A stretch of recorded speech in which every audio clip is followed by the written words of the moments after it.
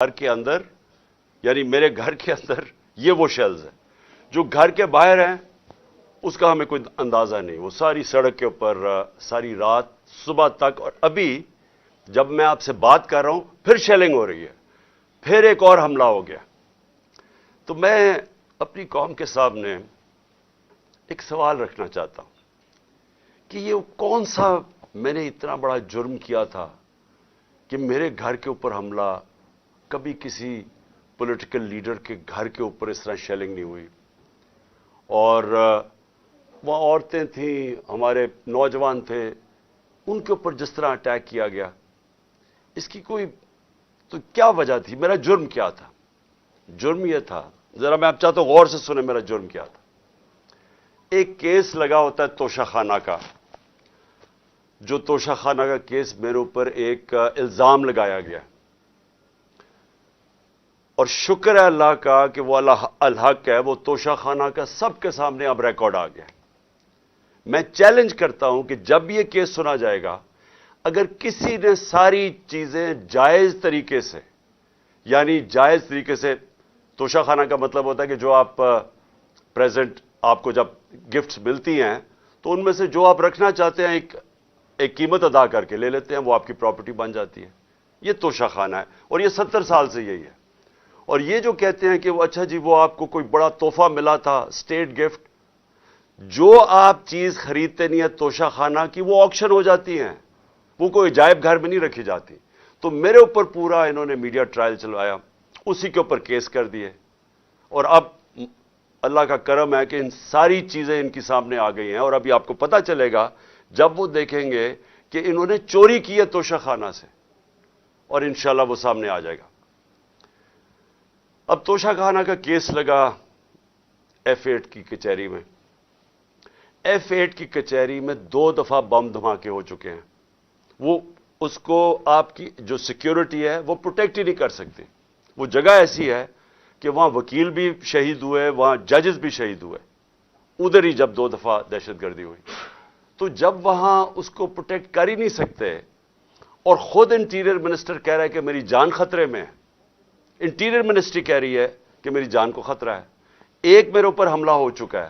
مجھے پتا ہے کہ جو لوگ آج بیٹھے ہوئے ہیں یہ اقتدار میں، جو شہباز شریف اور رانا ثناء اللہ، یہی انہوں نے ہی پہلا میرے اوپر کیا تھا، اور ایک اور ایجنسیز کے آدمی نے. اب وہی پاور میں بیٹھے ہیں، خطرہ ان سے ہے. تو میں ایک چیز مانگی کہ مجھے سیکیورٹی دیں ادھر جانے کے لیے، اور اگر سیکیورٹی نہیں دے سکتے تو میرا ادھر کر دیں کیس جدھر مجھے سیکیورٹی ملتی ہے. جب سے میری ٹانگ ٹھیک ہوئی ہے، میں 2 دفعہ ایک لاہور ہائی کورٹ گیا اور ایک اسلام آباد، کوئی سیکیورٹی نہیں تھی، کوئی پروٹیکشن نہیں تھی. اور پھر میں واضح کر دوں کہ یہ انپریسیڈنٹڈ ہے کہ ایک ایکس پرائم منسٹر کو قاتلانہ حملہ ہوتا ہے، اس کے بعد اس کو سیکیورٹی نہیں ملتی.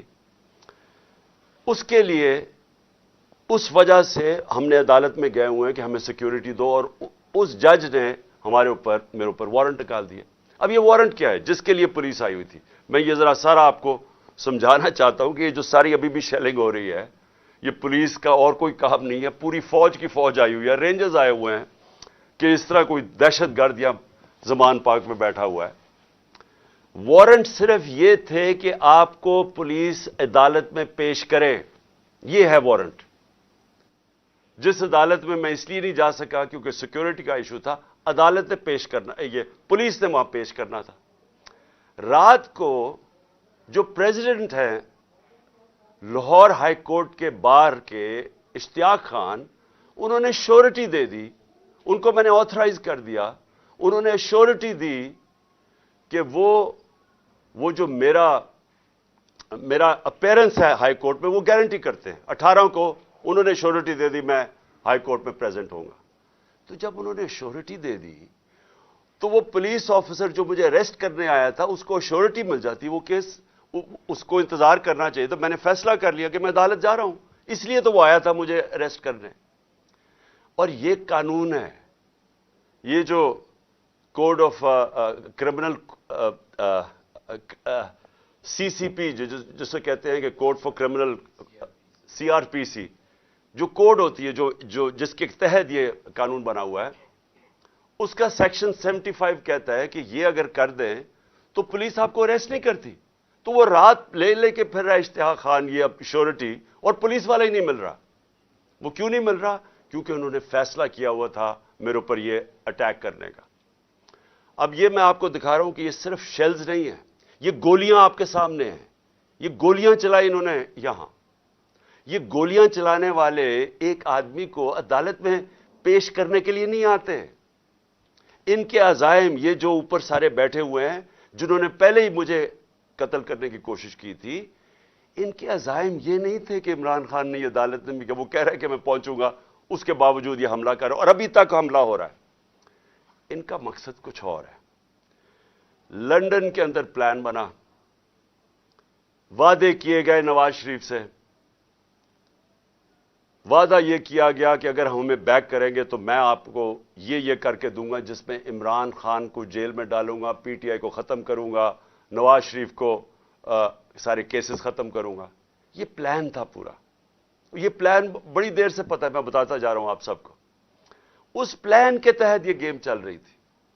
کیوں میرے ورکرز اس طرح, جس طرح انہوں نے یہ دفاع کیا زبان پاک کی, میں تو کیا ان کو 2 دفعہ کہا, میں نے کہا دیکھو یہ میں کوئی انتشار نہیں چاہتا, میں چاہتا ہوں میں چلا جاتا ہوں, بیگ میرا پیک تھا.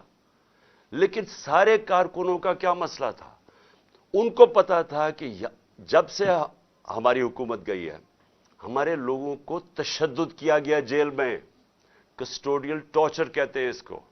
جیل کے اندر تشدد کیا گیا. اعظم سواتی, شہباز گل, ہمیں پتہ ہے ارشد شریف سے کیا ہوا, ہمیں پتہ ہے سوشل میڈیا کے لڑکوں سے کیا ہوا, اور ہمیں پتہ ہے کہ وہ درویش, وہ جو اسپیشل انسان تھا جس کے پاس پیار کے علاوہ کچھ تھا ہی نہیں, ذل شاہ سے کس طرح انہوں نے اٹھایا اور اسے تشدد کر کے قتل کر کے سڑک پہ پھینک گئے.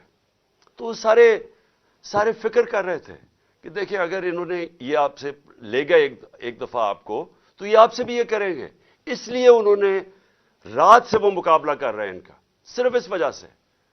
سو میں آج یہ پوچھنا چاہتا ہوں, میں وہ جو اپنے آپ کو نیوٹرل کہتے ہیں ان سے پوچھنا چاہتا ہوں کہ مجھے یہ بتائیں کہ رینجرز کو بھیجنے کا کیا کام تھا؟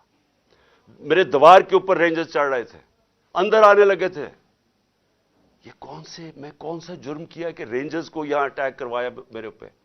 اور جب رینجرز اور ہمارے لوگوں کا آمنا سامنا ہوگا تو کیا کوئی قوم سمجھے گی کہ ہماری اسٹیبلشمنٹ نیوٹرل ہے؟ اور کیا یہ کرنا چاہیے کہ رینجرز یعنی فوج کو اور عوام کا آمنا سامنا کروانا چاہیے؟ جب ٹی ایل پی آ رہی تھی اسلام آباد کی طرف تو مجھے تب آرمی چیف نے کہا تھا کہ ہم بالکل فوج کو سیولینز کے سامنے نہیں لے کے آئیں گے. تو اب کیوں آ رہی ہے؟ کیا وجہ ہے؟ کون سا جرم ہے؟ کیا جرم کیا میں نے؟ اور کیا وجہ ہے کہ اس طرح کی بے دردی سے, جس طرح کا ابھی تک سب کو یہ جو شیلز مارے گئے ہیں, گولیاں چلائی گئی ہیں, یعنی یہ کیا جمہوریت ہے؟ کیا ہم نے کبھی ہمارے 3.5 سال میں کبھی کسی کے اوپر 3 لانگ مارچز دی, پروٹیسٹ تھے, کیا ہم نے کبھی کسی کے اوپر یہ کیا؟ تو یہ کیا وجہ ہے؟ اس کے پیچھے کیا ہے؟ ہم سب سوال پوچھ رہے ہیں, ہم سب حیران ہیں کہ اس سب کا مقصد کیا ہے؟ چاہتے کیا ہے؟ کیا یہ وہ ساری وہی ایک تسلسل ہے کہ کسی طرح تحریک انصاف کو دیوار سے لگاؤ, لیکن اس سے بھی زیادہ عمران خان کو مائنس کرو بیچ میں سے, اس لیے پکڑنے آئے تھے؟ اور دیکھیں میں آج اپنی ساری قوم کے سامنے کہہ رہا ہوں کہ دیکھیں میں نے پوری کوشش کی ہے جب سے میری گورنمنٹ گرائی گئی ہے کہ کوئی میری وجہ سے اس ملک میں انتشار نہ ہو.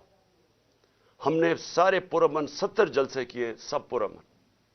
جب کوئی انتشار کا وقت آتا تھا, جب انہوں نے اسی طرح ہمارے اوپر ظلم کیا 25 مئی کو پچھلے سال, میں نے کینسل کیا, میں نے اس کو ختم کر دیا دھرنے کو, کیونکہ مجھے ڈر تھا کہ اب انتشار کی طرف جا رہا ہے.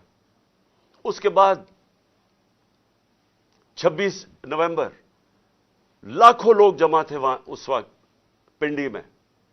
ہمارا پلان تھا اسلام آباد میں جا کے دھرنا دینا, لیکن جب میں نے ماحول دیکھا جو انہوں نے پولیس 30,000 پولیس جمع کی ہوئی تھی, تو مجھے پتا تھا پھر یہ تو جان کے چاہ رہے کوئی کلیش ہو, تو میں نے وہ کینسل کر دیا.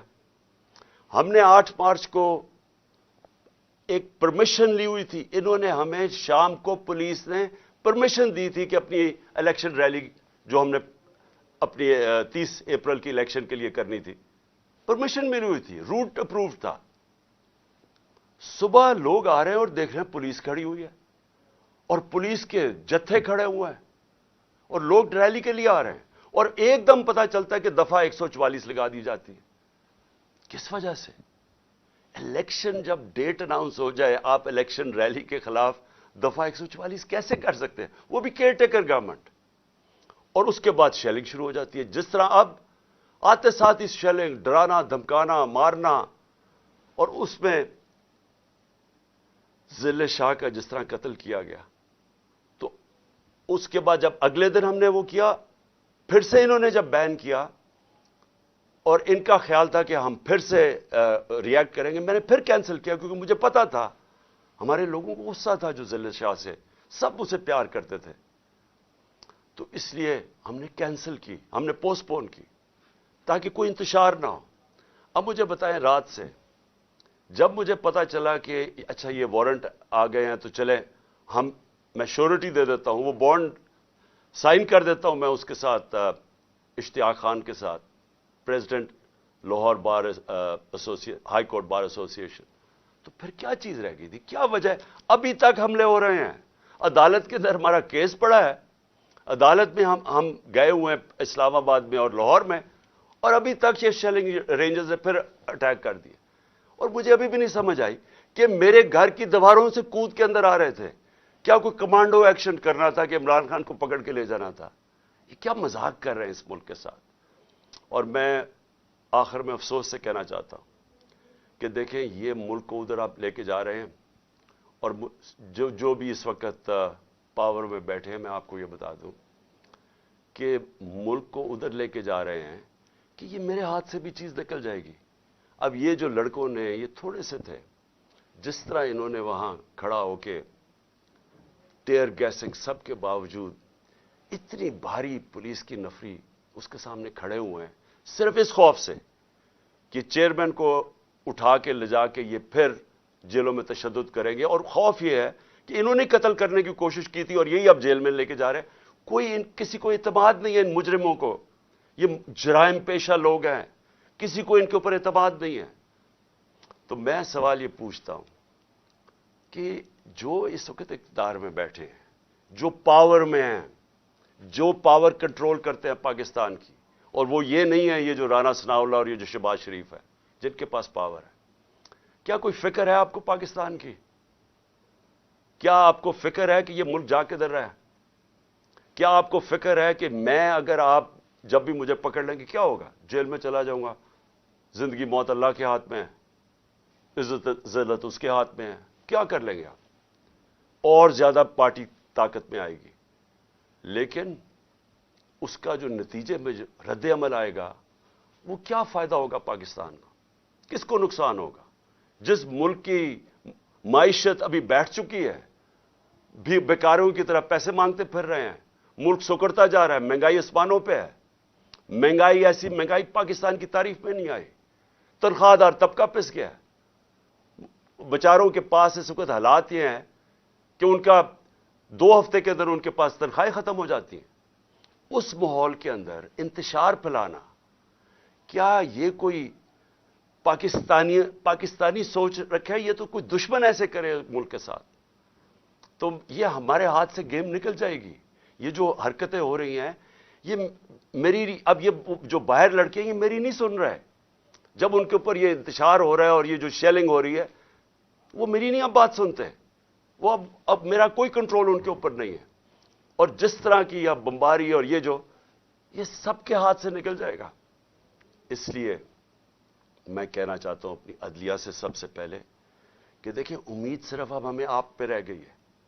یہ جرائم پیشہ لوگ جو گورنمنٹ میں بیٹھے ہیں, یہ تو کوشش کر رہے ہیں کہ 80 کیسز کر دیے ہیں, یہ تو کیسز بڑھتے جائیں گے. یہ تو کوئی کبھی ایک عدالت کبھی دوسری عدالت, ان کی تو کوشش ہے کہ میں الیکشن نہ لڑوں, یا میں کسی جیل میں چلا جاؤں, اور یا سارا وقت الجھا رہا ہوں کیسز میں کہ کبھی ایک وارنٹ نکل رہا ہے. تو ہمیں تو صرف امید عدلیہ سے ہے, اور دوسری ہم امید لگا رہے ہیں اپنی جو اسٹیبلشمنٹ ہے اس ملک کی کہ کیا آپ کا انٹرسٹ پاکستان میں ہے یا نہیں ہے. تو یہ جو تماشا ہو رہا ہے اس کو بند کریں, ملک کا سوچیں. یہ جو بھی پلان ہے لنڈن کا, اس کے اوپر نہ کام کریں. یہ ملک تباہی کی طرف جا رہا ہے. اور میری اپیل ہے آپ سب سے کہ اب اس ملک کا سوچیں. آپ جن کا جینا مرنا اس ملک میں ہے, ہمارے تو کوئی باہر نہیں جانا, میں تو کوئی لنڈن نہیں جانا جس طرح یہ سارا ٹبر اٹھ کے چلا جاتا ہے یا دوسرا اٹھ کے وہ باہر چلا جاتا ہے. ان کی تو باہر پراپرٹیز اربوں ڈالر ہیں, ہمارا تو جینا مرنا یہاں ہے.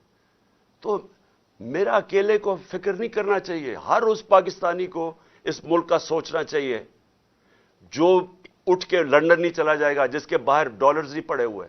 ان سب کو سوچنا چاہیے کہ ملک جا کس طرف رہا ہے.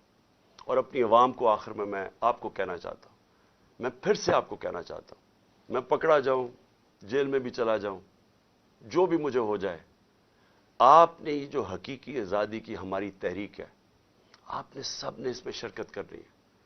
کیونکہ غلام قوم کا کوئی مستقبل نہیں ہوتا. یہ جو ایک چھوٹا سا طبقہ اوپر حاوی ہوا ہے, قانون کے وہ اوپر بیٹھا ہے, ہر قسم کا ظلم کرتا ہے لوگوں پہ, خوف کے اوپر ملک چلاتا ہے, سارے ملک کے وسائل کے اوپر قبضہ کر کے بیٹھا ہوا ہے, یہاں سے پیسہ چوری کرتا ہے, ہنڈی والے سے باہر بھجوا دیتا ہے. ملک کا ساری چوری کا پیسہ آج ان کے بڑے بڑے بینک اکاؤنٹس اور لنڈن اور باہر مغربی کیپٹلز میں ان کا پیسہ پڑا ہے. صرف دبئی کے اندر 20,000 پاکستانیوں نے, یہ ابھی بلومبرگ کی رپورٹ ہے, 20,000 پاکستانیوں کا دبئی میں $10.4 ارب پڑا ہوا ہے.